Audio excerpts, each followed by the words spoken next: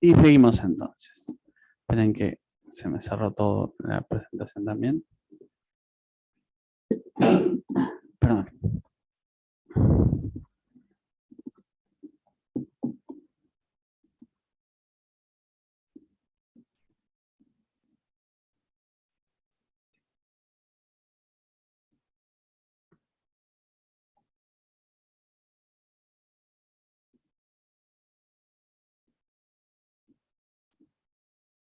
Bueno, estábamos llegando entonces al estómago. ¿Ah? El estómago desde el punto de vista anatómico es una bolsa en forma de L, es un saco en forma de L, ¿ah? De L invertida, que tiene dos esfínteres o dos zonas de cierre, un esfínter superior que es el cardias y un esfínter inferior de mayor importancia en su funcionamiento que es el píloro. Cardias y píloro son los dos esfínteres, uno superior y otro inferior. Y desde el punto de vista de las capas, va a ser muy similar a la estructura esofágica, va a tener una mucosa interna de epitelio pluriestratificado, una capa intermedia muscular y una capa externa conjuntiva.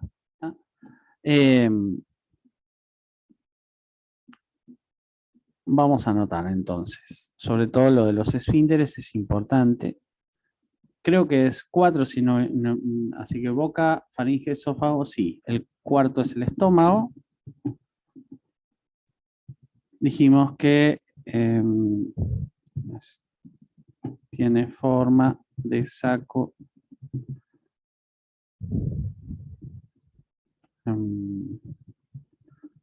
saco en forma de L. Ustedes saben que está ubicado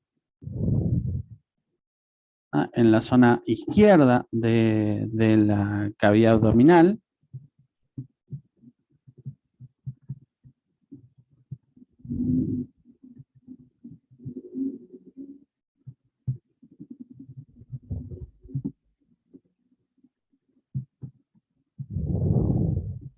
Si vamos a ser más específicos y vamos a usar la ubicación por regiones y cavidades, digamos que predominantemente está ocupando el hipocondrio izquierdo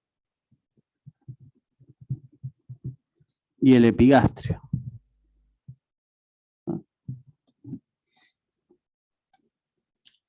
Puede ocupar también un pedacito del flanco izquierdo, puede ocupar un pedacito del mesogastrio, pero esos dos son como las regiones abdominales más relevantes. Quien tuvo conmigo anatomía 1 se recordará las 9 regiones de las cavidades, de la cavidad abdominopélvica. No sé si de otras escuelas lo vieron o no, eso depende un poco del docente, más allá de que está en el programa, pero bueno, no todo el mundo lo da. Pero esa sería como la ubicación por regiones y cavidades. Dijimos que tiene un esfínter superior, que es el cardias, y un esfínter, que es el píloro. Va a tener una capa interna de epitelio mucoso y una capa media de músculo liso, que el músculo liso, una vez más, los músculos lisos siempre son de control involuntario, pero además este músculo liso va a actuar casi en forma permanente, porque el estómago lo que hace todo el tiempo es mezclar, digamos, el contenido alimenticio con las enzimas que allí se encuentran. Y ahora vamos a empezar a hablar del contenido del estómago, que es donde la cosa se pone interesante, ¿no? El estómago contiene jugo gástrico.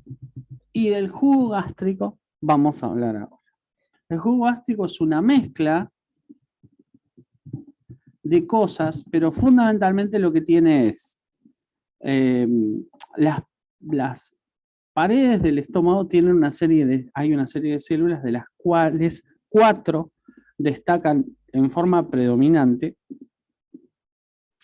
que son las células principales, las células parietales, las células mucosas y las células G.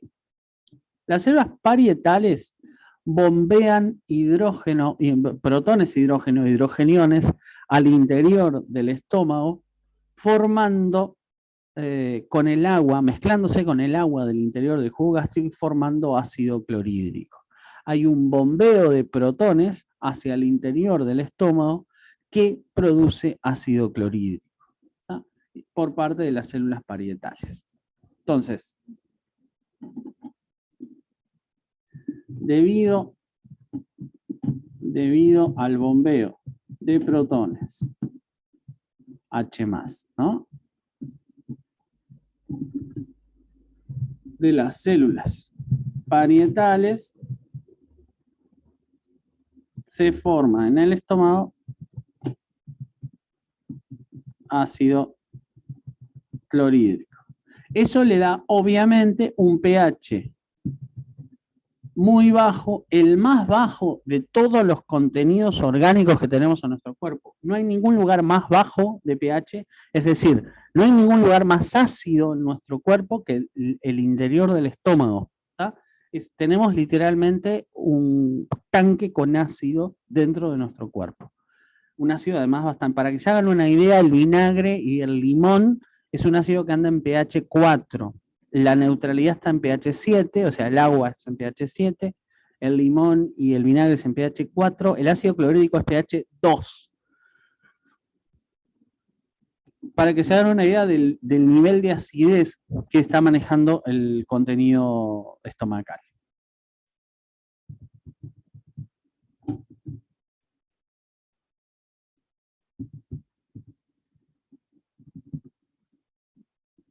¿Ah?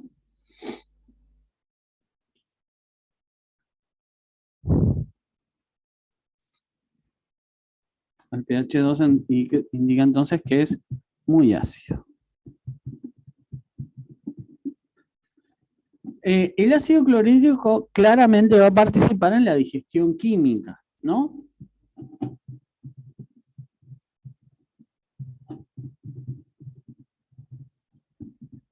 Una cosa importante que hace el contenido así de ácido es disolver todo lo que sean minerales, es decir, si llegan pedacitos de hueso, pedacitos de espinas de pescado, pedacitos de cáscara de huevo, hay algunas semillas que tienen un contenido cálcico muy alto. Bueno, todo eso que llega al estómago se disuelve totalmente en la acidez del estómago. Es decir, a mí una espina de pescado me puede molestar si se clava en el esófago, pero una vez llegado al estómago se va a disolver porque el ácido se va a encargar de eso. También va a disolver las proteínas que mantienen unidas a los músculos, por ejemplo, de la carne. Ustedes saben que la carne es el músculo de los animales, ¿no? Por ejemplo, la carne de vaca es músculo de vaca. Y las fibras musculares se mantienen unidas por unas proteínas que mantienen como una fibra pegadita a la otra. Cuando ustedes hierven carne, habrán visto que se empieza como a deshilachar unos hilitos. Esos hilitos son las fibras musculares. Esas fibras musculares están pegadas. Bueno, ese pegamento que mantiene todas esas fibras unidas se desprende, se deshace cuando llegamos a la parte química. A la parte ácida del estómago. Pero además, el entorno de acidez que tiene el estómago va a permitir el correcto funcionamiento de una enzima. Las enzimas son aceleradores de procesos químicos, son lo que se llaman biocatalizadores. ¿No? Y vamos a tener una enzima que es es un tipo de pepsina que se llama proteasa.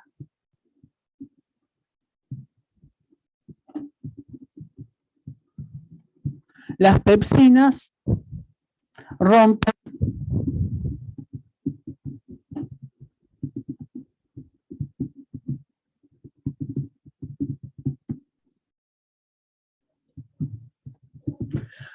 las proteínas grandes en pedacitos más pequeños llamados proteasa con una A, llamados péptidos. Los péptidos son como pedacitos chiquitos de proteína que todavía hay que digerir un poquito más para llevarlos a aminoácidos, que es el componente básico de la proteína.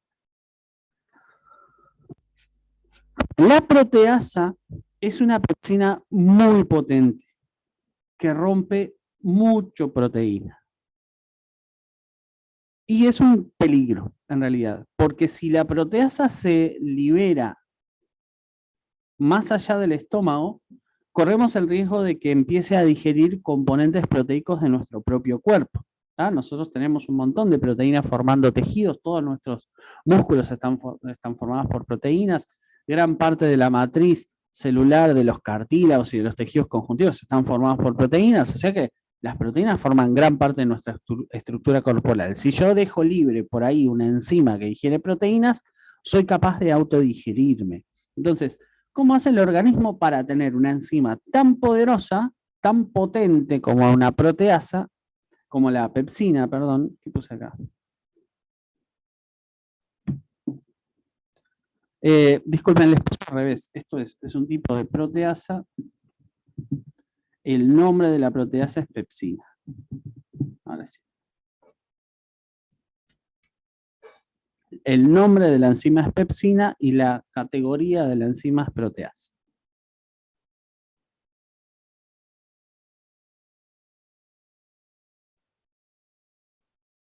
No me han hecho ninguna pregunta hoy y yo empiezo a hablar solo y me duermo. Me adormilo.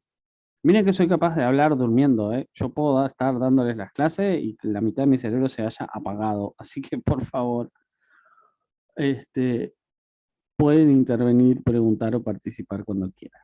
Bueno, entonces, la pepsina, eso les decía, es una enzima muy potente que corremos el riesgo de que nos autodigiera. ¿Cómo evita el cuerpo que la pepsina nos autodigiera? Las células principales, que son las células de las paredes del estómago que van a producir la pepsina, no producen pepsina directamente. Producen lo que se llama un precursor de la enzima, es decir, un antecesor de la enzima, que se llama pepsinógeno. El pepsinógeno, ¿qué hice? Me fue el pizarrón. No importa. Entonces, habíamos dicho, las células, ustedes lo anterior ya lo habían copiado, las células principales producen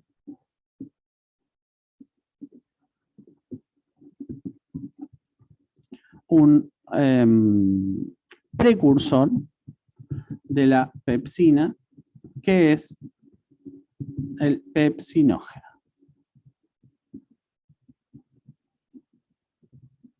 ¿Ah?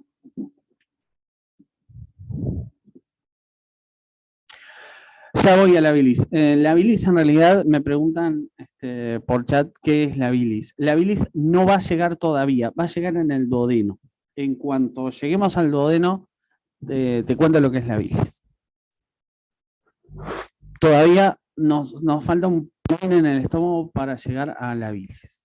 Entonces, producen un precursor de la pepsina que es el pepsinógeno. El pepsinógeno no se activa, está en modo inactivo, salvo que esté en el pH correcto. ¿Adivinen cuál es el pH correcto? 2. Es decir, solamente al nivel de acidez estomacal, el pepsinógeno se transforma en pepsina y digiere.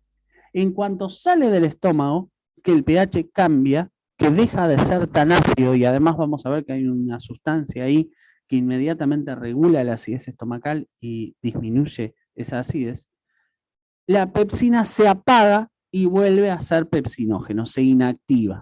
¿Tá? Entonces, la manera de controlar el organismo, esta enzima, es dejarla que se active solo al nivel de acidez del estómago. La segunda pregunta, ¿qué es el pepsinógeno? El pepsinógeno se activa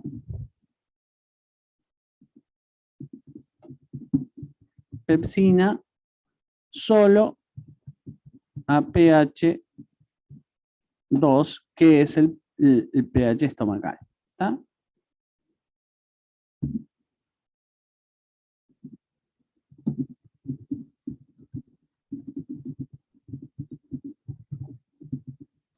Entonces, de esa manera,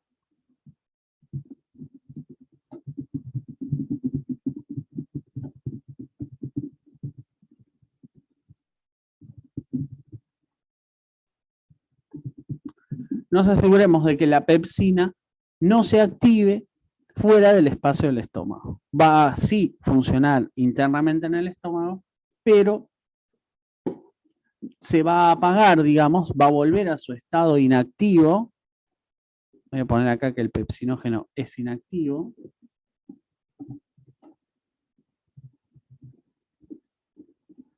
Y que se activa pepsina solo cuando está fuera del contenido estomacal.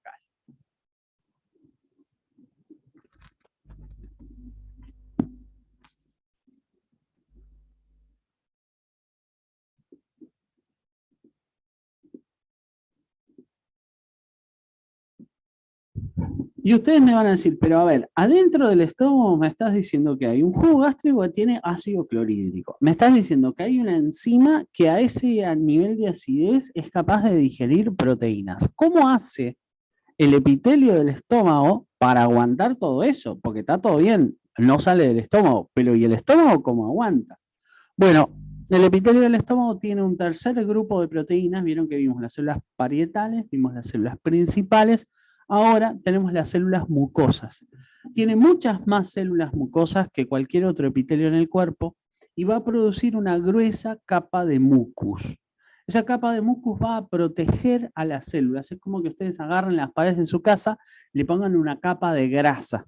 Entonces, no importa lo que ustedes tengan adentro de la casa, no va a tocar nunca la pared porque va a estar primero la capa de grasa. En este caso no es grasa, es una sustancia que se llama mucus, pero ese es una capa protectora que evita que el jugo gástrico toque directamente las células del epitelio estomacal. ¿Tá? Entonces, las células mucosas del epitelio estomacal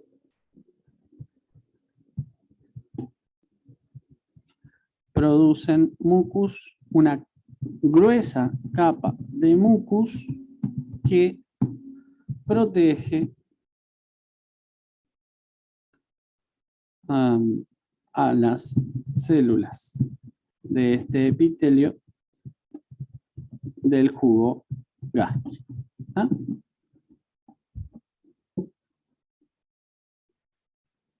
¿Qué pasa si por algún motivo, por ejemplo, una infección bacteriana, empiezo a producir exceso de ácido clorhídrico o empiezo a disminuir la producción de mucosa en el estómago?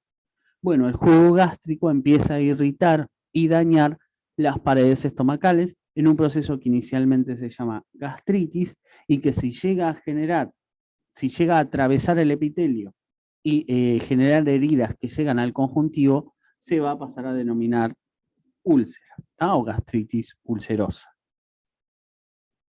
Y ahí tienen los dos mecanismos de funcionamiento de los antiácidos. ¿Cómo funcionan los antiácidos? Esto lo van a ver en fármaco seguramente. Van a tener una línea de fármaco que trabaja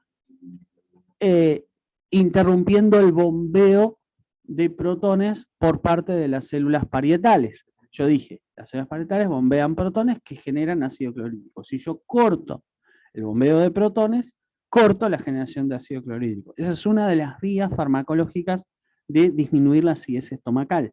La segunda es la vía protectiva. Por ejemplo, todos los fármacos de tipo gelal, todos los que tienen coberturas de minerales neutros, como el zinc, por ejemplo, el general es una solución del zinc, hay algunos con aluminio también, lo que hacen es cubrir internamente, como ponerle una capa de tiza por el interior del epitelio estomacal, para evitar así que el ácido toque las células epiteliales del estómago.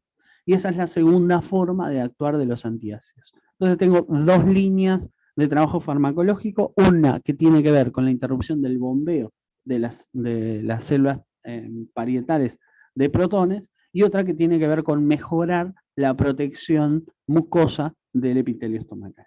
¿Sí? ¿Estamos bien? ¿Se entendió?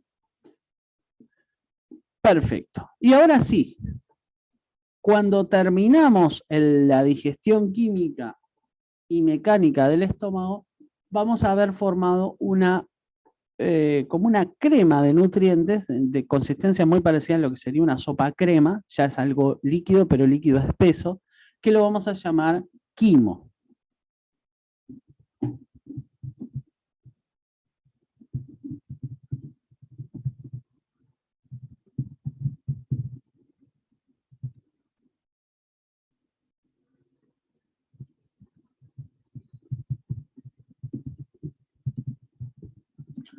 El quimo ahora va a pasar al intestino delgado.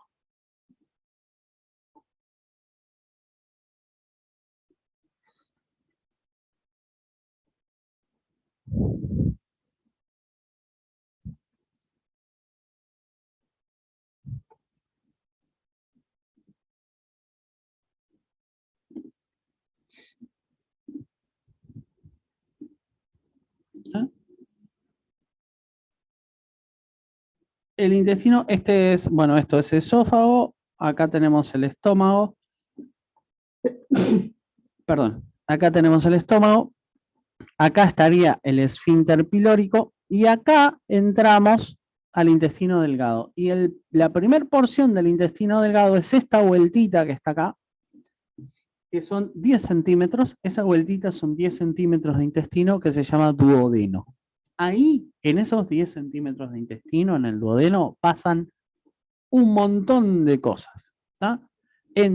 Después vamos a tener toda la porción arrollada en el medio, que se llama yeyuno, y después vamos a tener toda la vuelta externa, que se llama ilion. ¿Tá? Y después nos vamos a entrar en la válvula ileocecal, vamos a entrar al intestino grueso. Pero entonces, vamos a primero empezar a hablar de esta porción chiquita del duodeno, que pasa muchísima cosa en el duodeno. ¿Por qué? Porque en el duodeno se superpone el final de una de las funciones y el principio de la siguiente. En el duodeno termina la digestión y va a empezar la absorción. Entonces, van a pasar muchas cosas desde el punto de vista digestivo, pero además va a empezar el proceso de absorción que va a seguir a lo largo de todo el intestino. Entonces, ahí, en ese pedacito tan chiquito, pasan muchísimas cosas. Vamos a anotar entonces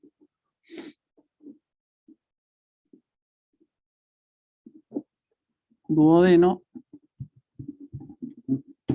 es, bueno, no, vamos a anotar intestino delgado.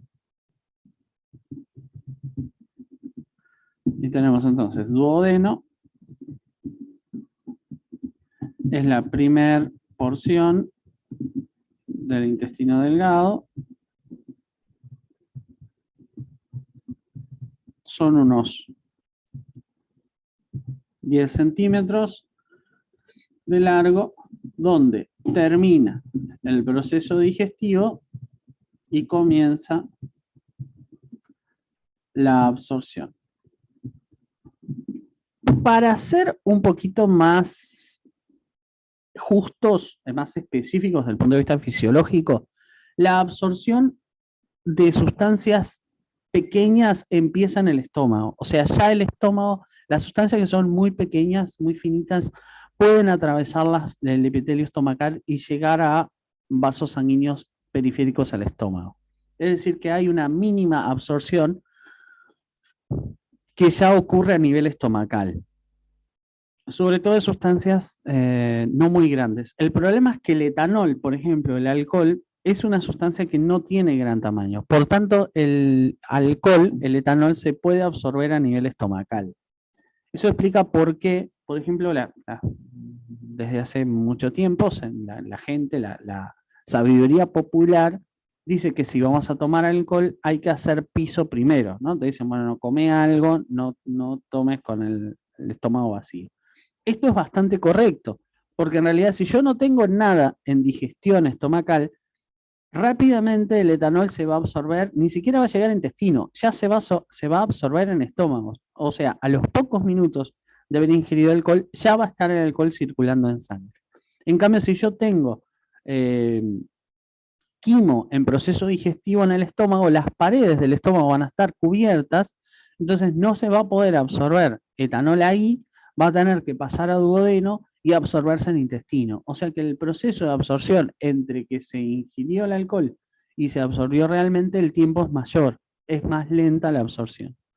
Lo otro que también es cierto es que el ingerir etanol e ingerir agua, hidratarse simultáneamente, también ayuda a que la absorción no sea tan rápida, porque diluye, digamos, el etanol en el contenido estomacal y hace más difícil que el alcohol se encuentre con las paredes del estómago y que se absorba rápidamente. O sea que tanto el hidratarse con el consumo de alcohol o como el tener algo en proceso digestivo previo a la ingesta de alcohol enlentecen el pasaje del alcohol hacia la sangre, ¿no? Bueno, o sea que para ser un poquito más honestos, la absorción de sustancias muy pequeñas ya comenzó en el estómago, pero digamos, la absorción posta, la absorción en grandes volúmenes, en grandes cantidades de nutrientes, va a ser a partir del duodeno. Pero antes vamos a terminar la digestión, porque nos falta mucho por digerir. O sea, digerimos azúcares complejos en saliva, digerimos proteínas en el estómago con la pepsina, pero nos falta digerir los péptidos que la pepsina generó, nos falta digerir los azúcares simples, nos falta digerir lípidos, grasas y aceite que no los hemos tocado, y nos falta digerir ácidos nucleicos. Más allá de que en la saliva hay una lipasa que empieza a digerir ácidos grasos, pero digamos, no le da. O sea que falta pila por digerir. Entonces, acá en el duodeno van a confluir tres sustancias, no una, tres sustancias que van a completar el proceso digestivo químico. La digestión química en el duodeno está realizada por el jugo intestinal. El jugo intestinal es producido por las propias células del duodeno. ¿Está? Y contiene una enzima que digiere glúcidos simples. ¿Está? Es decir, disacáridos o trisacáridos, glúcidos de cantidad de glucosas chicas o de fructosas en pocas cantidades, el jugo intestinal lo va a digerir. Lo otro que llega al duodeno, voy a esperar que copien porque esto es importante.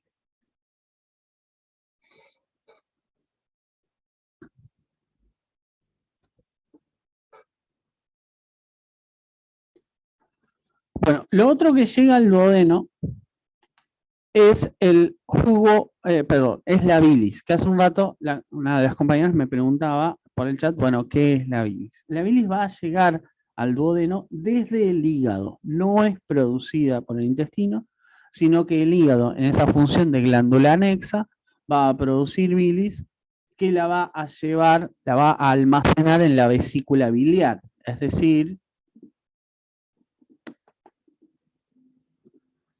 va a producir acá en el hígado, este es el hígado, va a producir bilis acá y la va a almacenar acá abajo, que hay una bolsita,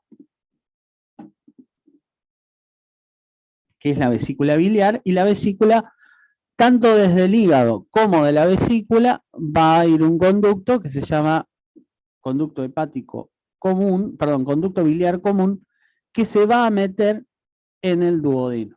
¿tá? O sea que al duodeno llega bilis desde el hígado almacenado en la vesícula biliar y la función de la bilis es emulsionar grasas y aceites para hacerlas digeribles. ¿Qué significa emulsionar? Emulsionar significa pasarlas a medio acuoso. Vieron que las grasas y los aceites no se mezclan con agua. Y al no mezclarse con agua hace muy difícil cualquier proceso que uno quiera hacer con grasa. Uno quiere lavar un plato que tiene grasa y el agua le resbala. ¿Qué tenemos que hacer? Pasarle jabón. El jabón es un emulsionante.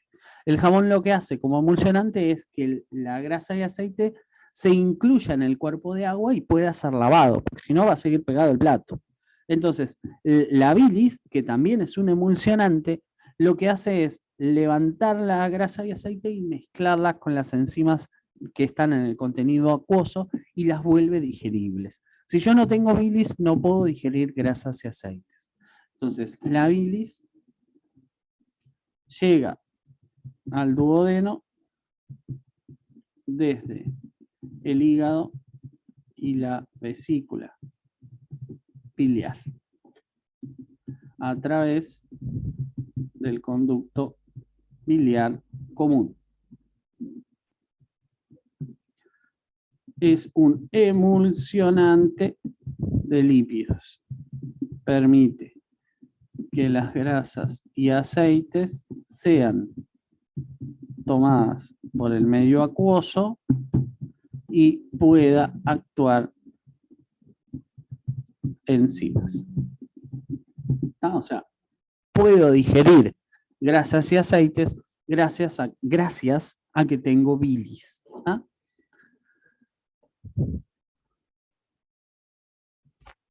Cuando una persona tiene cálculos en la vesícula y la operan, cuando la vesícula biliar se me llena de piedras porque la bilis tiene un alto contenido cálcico y fácilmente forma precipitaciones minerales. Entonces, no es raro que se formen gran cantidad de piedras en la vesícula que se llaman cálculos a la vesícula. Cuando a la persona la operan, le sacan la vesícula, cortan acá.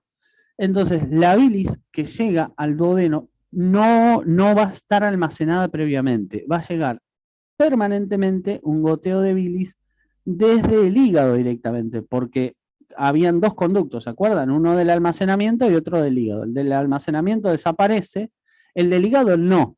El conducto hepático común sigue estando funcional hacia el duodeno. Es decir, que no es que si a mí me operan la vesícula, dejo de tener bilis, dejo de digerir grasas. Lo que dejo de tener es almacenamiento de bilis. Por lo tanto, no voy a poder digerir grandes cantidades de grasas y aceites.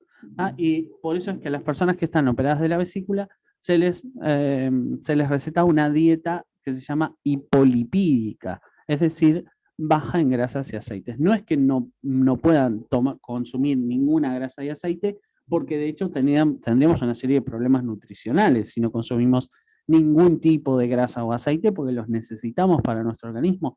Hay un montón de cosas, entre ellas las hormonas sexuales, que se forman a partir del colesterol, por ejemplo. O sea, si no consumo grasas y aceites, voy a empezar a perder ciertas funciones orgánicas de manera relativamente rápida. Pero una persona que no tiene almacenada bilis no va a poder comerse un cordero, ¿tá? Porque la cantidad de grasa que va a estar ingiriendo de golpe no se va a poder comer los huevos fritos, porque la cantidad de grasa que va a estar ingiriendo de golpe no va a poder ser digerida por la bilis que tiene disponible, que es poquita, continua, pero poquita porque no está siendo almacenada. ¿Tá? Entonces, eso explica un poco qué es y de dónde viene la bilis. ¿Y qué nos está faltando? Dije 3 sustancias que llegaban ahí al duodeno. Nos está faltando el jugo pancreático. El jugo pancreático proviene del páncreas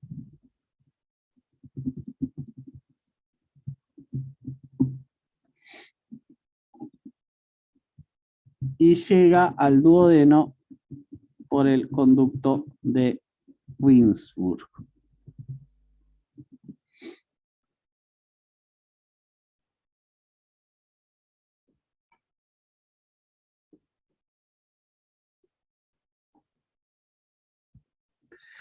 El jugo pancreático, muchachada, es un camión enzimático.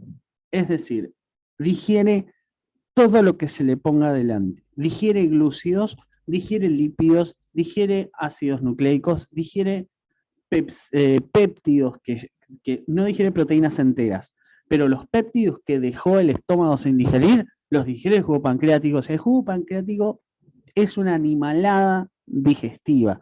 De hecho, es peligroso, es altamente peligroso como sustancia digestiva, porque donde se salga por fuera de los túbulos que están destinados para su transporte, empieza a digerir células. ¿no? De hecho, uno de los efectos secundarios no deseados de la inflamación del páncreas, de la pancreatitis, es el vertido de jugo pancreático en el tejido del páncreas que empieza a dañar y a lesionar células pancreáticas, o que si se vuelca hacia afuera, por ejemplo, si se vuelca hacia las paredes del duodeno, empieza a digerir desde afuera las paredes del conjuntivo del duodeno. O sea, el jugo pancreático no se puede liberar, así como tampoco se puede liberar el contenido estomacal. Vieron que las cuestiones digestivas químicas son complicadas, las del digestivo no se pueden dejar sueltas. Eso explica también por qué procesos de cáncer de páncreas son tan destructivos y tan rápidos. A los 6 meses las personas con tumores a nivel cancerígeno mueren, o 6 meses o más o menos, pero más o menos ese es el promedio, porque rápidamente el contenido pancreático empieza a autodigerir el páncreas y a digerir los órganos cercanos. Hay fotografías, las pueden buscar ustedes si quieren, de procesos de necrosis de tejido pancreático, perdón, de muerte, digamos, de daño tisular muy grave. El páncreas se empieza a achicar y se empieza a volver negro, como si fuera una pasa de uva, se empieza a volver negro por la acción digestiva del jugo pancreático. O sea, el jugo pancreático es una animalada enzimática. Es muy útil porque termina de digerir todo lo que nos falta. ¿Tá? Entonces vamos a poner, tiene una gran cantidad de enzimas que digieren los contenidos restantes del quimo. Es decir, lípidos, glúcidos, complejos, ácidos nucleicos y péptidos. ¿Ah? Está bien, bueno, vaya tranquila. Pusiste el nombre en el chat, ¿verdad? Bien, genial, nos vemos. Nos quedan unos 15 minutitos nomás, así que anda tranquila, después miras el final de la clase.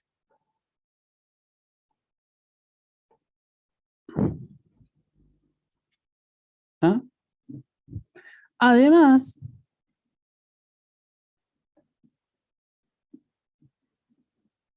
que me queda un minuto de este Zoom, les pido que entremos al último Zoom, unos 10 minutos, porque termino intestino delgado e intestino grueso, y después ya glándulas anexas el próximo lunes en forma presencial. Le pido a Aaron después que me escriba. Aaron, vos tenés mi WhatsApp, ahí yo te lo pasé. Escribime, así vemos de qué manera me pasás los audios. Yo te voy a ayudar con eso, a ver cómo lo resolvemos. ¿Está? Bueno, lo otro que, bueno, se me termina la clase, falta menos de un minuto. Salimos y volvemos a entrar y les cuento qué otra cosa tiene el jugo pancreático, porque tiene más.